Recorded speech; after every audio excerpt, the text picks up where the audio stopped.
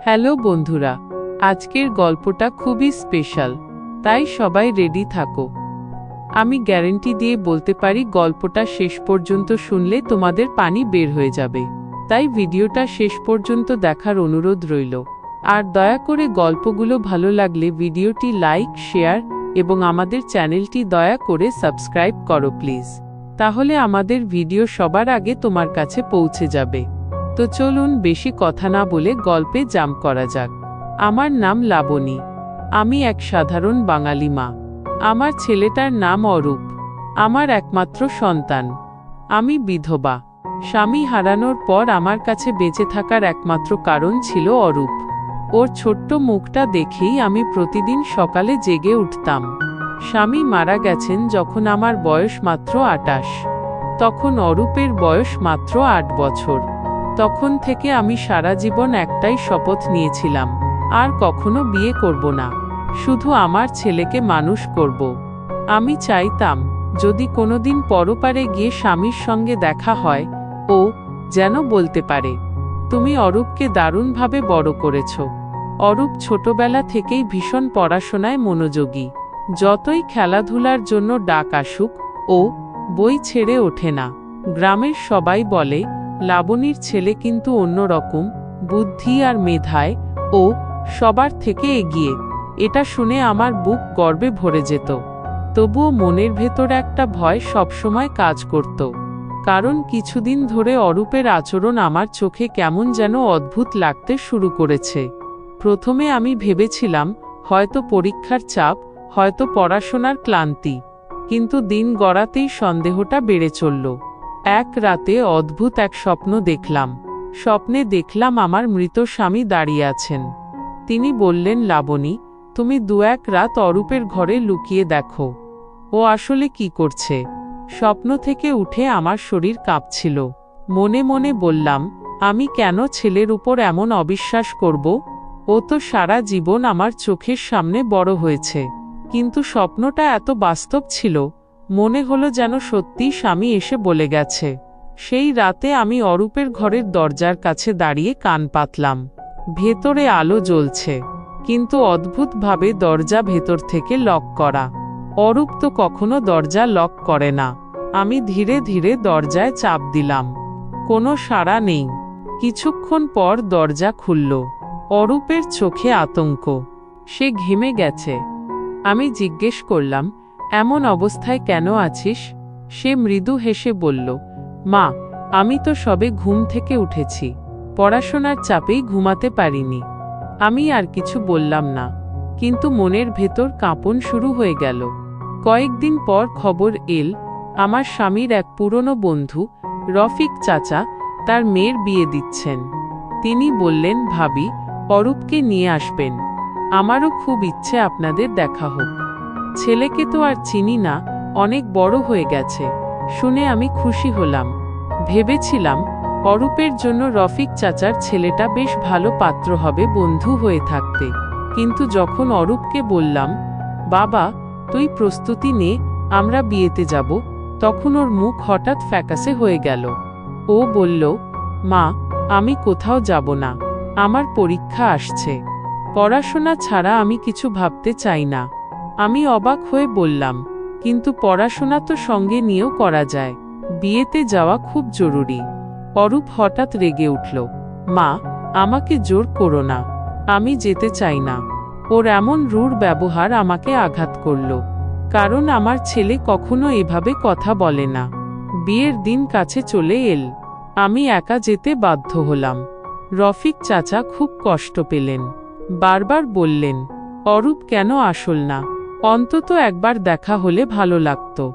আমি শুধু বললাম, ও পরীক্ষার প্রস্তুতি নিচ্ছে। বিয়ের আনন্দ শেষে বাড়ি ফিরলাম। প্রতিবেশী আনোয়ারা খালা, যিনি আমার অনুপস্থিতিতে অরূপের দেখাশোনা করেছিলেন, তিনি বললেন, ভাবি, আপনার ছেলেটা সত্যিই অন্যরকম। সারা রাত আলো জ্বালিয়ে বসে থাকে, বই মুখ থেকে নামায় না। আমি শুনে খুশি হলাম, তবুও কোথাও যেন মনে হচ্ছিল কিছু একটা লুকানো আছে। এক রাতে স্বপ্নটা আবার এলো। স্বামী আবার বললেন, লাবণী, তুমি এখনো কিছু বুঝতে পারছো না? অরূপের ঘরে গিয়ে একবার দেখো। আমি ভয় শঙ্কায় সিদ্ধান্ত নিলাম আজ রাতে গিয়ে দেখব। সেই রাতে আলমারির পেছনে লুকিয়ে থাকলাম। অরূপ বই খুলে পড়ছিল। ঘন্টার পর ঘন্টা কেটে গেল। ভোর 6টা পর্যন্ত পড়ল, তারপর ঘুমিয়ে পড়ল। আমি ভাবলাম হয়তো আমারই ভুল ধারণা, কিন্তু পরের রাতে আবার গেলাম। তখন এক অদ্ভুত ঘটনা ঘটল। অরূপ পড়ছিল ঠিকই, কিন্তু হঠাৎ ঘরের জানালায় টোকা পড়ল। আমি চমকে উঠলাম। কে এত রাতে জানালা ঠুকছে? অরূপ দ্রুত বই বন্ধ করে জানালা খুলল। তারপর আমি শুনলাম কারো পায়ের শব্দ, যেন কেউ ভেতরে লাফিয়ে পড়ল। আমার বুক ধকধক করতে লাগল। অরূপ কাঁদো কাঁদো গলায় বলল, তুই এতদিন এলি না কেন? জানিস না তোকে ছাড়া আমি বাঁচতে পারি না। আমি নিঃশ্বাস বন্ধ করে দাঁড়িয়ে থাকলাম। এর মানে কি? আমার ছেলে কার সঙ্গে কথা বলছে? তারপর একটা পুরুষ কণ্ঠ ভেসে এল, তুই বারবার কাঁদিস, অথচ আমার সঙ্গে যেতে রাজি হোস না কেন? আমার মাথা ঝিমঝিম করতে লাগল। আমি আর নিজেকে আটকাতে পারলাম না। আলমারির আড়াল থেকে বেরিয়ে দাঁড়ালাম। অরূপ থমকে গেল। আমার দিকে তাকিয়ে বলল, মা, তুমি এখানে? আমি চিৎকার করে বললাম, এ কেমন কাণ্ড করছিস? মাঝরাতে কে এসেছে তোর ঘরে? অরূপ কাঁপতে কাঁপতে বলল, মা, এটা আমার বন্ধু নয়, এটা আমার স্ত্রী। আমার পা থেকে মাটি সরে গেল। আমি অবিশ্বাসে তাকিয়ে রইলাম। আমার চোখ থেকে অঝোর ধারায় জল ঝরে পড়ল। অরূপের মুখের অভিব্যক্তি দেখলাম, ভয়, লজ্জা এবং একই সঙ্গে বেদনাও। মা, আমি সব সত্যি বলছি। অরূপ কাঁপতে কাঁপতে বলল, আমি বড় হয়ে বাড়ির পাশে এক প্রজেক্টে কাজ করতে গিয়েছিলাম। সেখানেই ও হলো আমার সহকর্মী। আমি হঠাৎ থমকে গেলাম। মনের মধ্যে এক অদ্ভুত বিভ্রান্তি। অরূপের চোখে যা দেখছিলাম সেটি ভেতরের পাপের নয়। তার চোখে ছিল কেবল ভয়, দায়বোধ এবং প্রাপ্তবয়স্ক জীবনের জটিলতা। অরূপ, তুমি কি জানো আমি সারা জীবন তোমার জন্য কিছু লুকিয়েছি? আমি কণ্ঠটা কেঁপে উঠল, কিন্তু কখনো ভাবিনি যে তুমি কখনো আমাকে অবিশ্বাস করবে। সে মৃদু কণ্ঠে বলল, মা, আমি তো তোমার প্রতি সবসময় শ্রদ্ধাশীল, কিন্তু কখনো মনে হলো আমি একা পড়ে গেছি। তুমি সবসময় আমার ভালো চাও, কিন্তু আমি নিজেকে বোঝাতে পারিনি।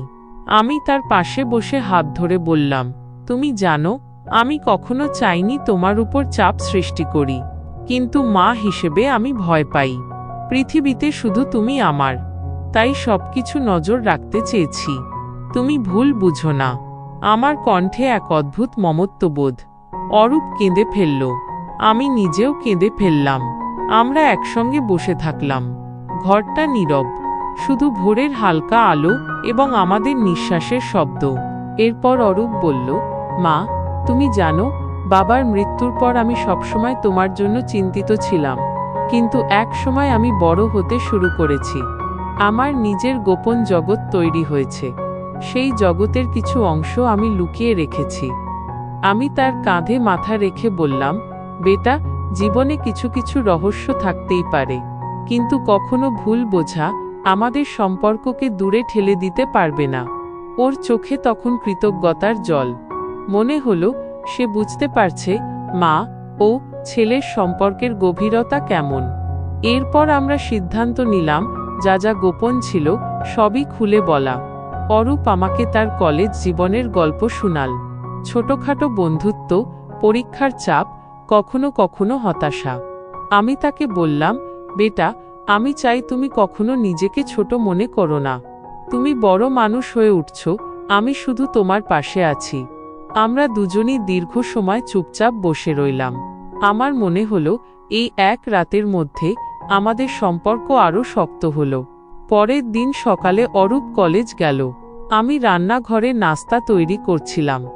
আচমকা ফোন এলো। রফিক চাচা বললেন, লাবণী ভাবি, আপনি কেমন আছেন? আপনার ছেলে কি নিয়ে এসেছে? আমি অবাক হয়ে বললাম, সব ঠিক আছে। আমি যা ভাবছি সবই ঠিক হবে। রফিক চাচা বললেন, আমরা চাইছি অরূপও যেন আমাদের বাড়ির সাথে পরিচিত হয়। তুমি বুঝো, তার পেশা এবং চরিত্র দুটোই বড়। ওর জন্য একটি সুন্দর ভবিষ্যৎ তৈরি করতে চাই।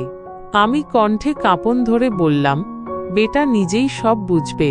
আমি চাই ওর ভবিষ্যৎ হোক উজ্জ্বল। কিছুদিন পরে অরূপের স্কুল বন্ধ। আমরা দুজনে গ্রামের পাশে ছুটি কাটাতে গেলাম। প্রকৃতির মাঝে বসে আমরা একে অপরের গল্প শুনলাম। আমার মনে হলো আমাদের সম্পর্ক নতুন করে গড়ে উঠছে। সে হঠাৎ বলল, মা, তুমি জানো আমি বাবার স্মৃতিকে খুব মিস করি, কিন্তু তোমার সাথে এইভাবে সময় কাটালে মনে হয় ও এখনো আমাদের পাশে আছে। আমি তাকে আলিঙ্গন করলাম। আমার বুক ভরে গেল। ভেবেছি জীবনের সমস্ত কষ্ট, সকল লড়াই, সব এখন মূল্যবান হয়ে গেছে। একদিন আমি অরূপকে তার বাবার ডায়েরি দেখালাম। বেটা, এই ডায়েরি বাবার ছিল।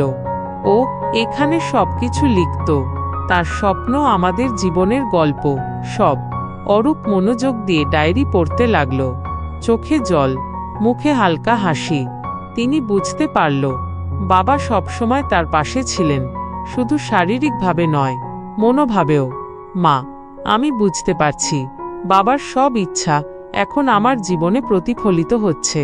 আমি ওর সম্মান রক্ষা করতে চাই। আমি বললাম, বেটা, সবসময় মনে রেখো, জীবনের সবচেয়ে বড় শক্তি হলো সত্য ও ভালোবাসা। কখনো ভীত হোক না। এরপর আমরা গ্রামের এক জায়গায় গেলাম। সেখানে অরূপ ছোটবেলায় খেলা করত। সে বলল, মা, তুমি জানো, ছোটবেলায় এই জায়গা আমার সবচেয়ে প্রিয় ছিল। এখানে বসে আমি অনেক স্বপ্ন দেখতাম। আজও সেই স্বপ্ন মনে হচ্ছে।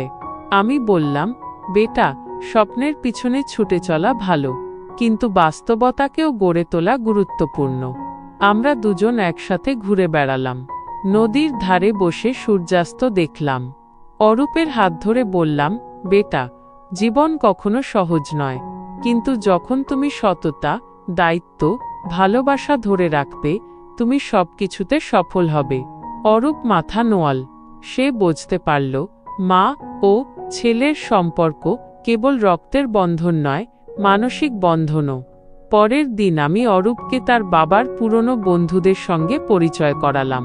তারা সবাই খুশি হল। তারা বলল, অরূপ, তুমি সত্যিই অসাধারণ ছেলে। তোমার মা তোমাকে খুব ভালো মানুষ হিসেবে গড়ে তুলেছে। আমি কণ্ঠে গর্ব বোধ করলাম।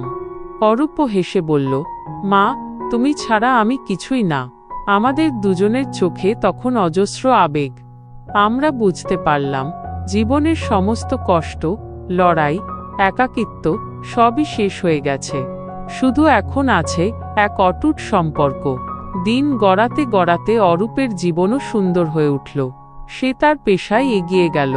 আমি তার পাশে থাকলাম, যত্ন নিলাম, কখনো তাকে ভুল পথে না যেতে দিয়েছি। একদিন সে বলল, মা, তুমি যদি না থাকতেন আমি কোথায় হতাম জানি না। তুমি সবসময় আমার পথ দেখিয়েছ। আজ আমি সেই সব কিছু করতে পারি কারণ তুমি ছিলে। আমি তাকে আলিঙ্গন করলাম। বললাম, বেটা, মা সবসময় থাকবে, সবসময় পাশে থাকবে। তুমি যেখানেই যাবে, সত্য, ভালোবাসা, দায়িত্ব, এই তিনটি তোমার জীবনের সঙ্গী হবে। আমরা দুজন নদীর ধারে বসে দীর্ঘ সময় চুপচাপ থাকলাম। শুধু নদীর ধ্বনি, বাতাসের হালকা শব্দ এবং আমাদের নিঃশ্বাসের মিল। মনে হলো জীবন সত্যি পূর্ণ হয়ে উঠল। শেষে আমি অরূপকে বললাম, বেটা, জীবনের সবচেয়ে বড় শিক্ষা হলো সত্যকে লুকানো যাবে না। ভালোবাসা কখনো নিঃশেষ হয় না। পরিবারই হলো সবচেয়ে বড় শক্তি। তুমি জীবনের যে কোনো ঝড় মোকাবিলা করতে পারবে যদি তুমি হৃদয়ে ভালোবাসা রাখো। অরূপ মাথা নোয়াল। সে বুঝল তার মা কেবল মা নয়, তার জীবনের সবচেয়ে বড় গাইড। আমাদের গল্প এখানেই শেষ হলো। অরূপ বড় হলো, নিজের পথে চলল, কিন্তু আমরা দুজন একে অপরের পাশে থেকেছি। জীবনের সবচেয়ে বড় জয় হল মা ও ছেলের একমাত্র সম্পর্ক, যেটি শক্ত, নিখুঁত এবং চিরন্তন। শিক্ষণীয় বার্তা: জীবনের সম্পর্কের শক্তি, সত্য, ভালোবাসা ও দায়িত্বই আমাদের পথ দেখায়। মা ছেলের বন্ধন পৃথিবীর সব চ্যালেঞ্জ মোকাবিলা করতে পারে। সত্য ও ভালোবাসা কখনো হারায় না, সবসময় জয়লাভ করে। এই ছিল আজকের গল্প। ভিডিওটি ভালো লাগলে দয়া করে লাইক, কমেন্ট এবং আর ব্লগ স্টোরি চ্যানেলটি সাবস্ক্রাইব করে আমাদের সাথে থাকুন। দেখা হচ্ছে কালকের ভিডিওতে। সেই পর্যন্ত সবাই ভালো থাকুন। ধন্যবাদ।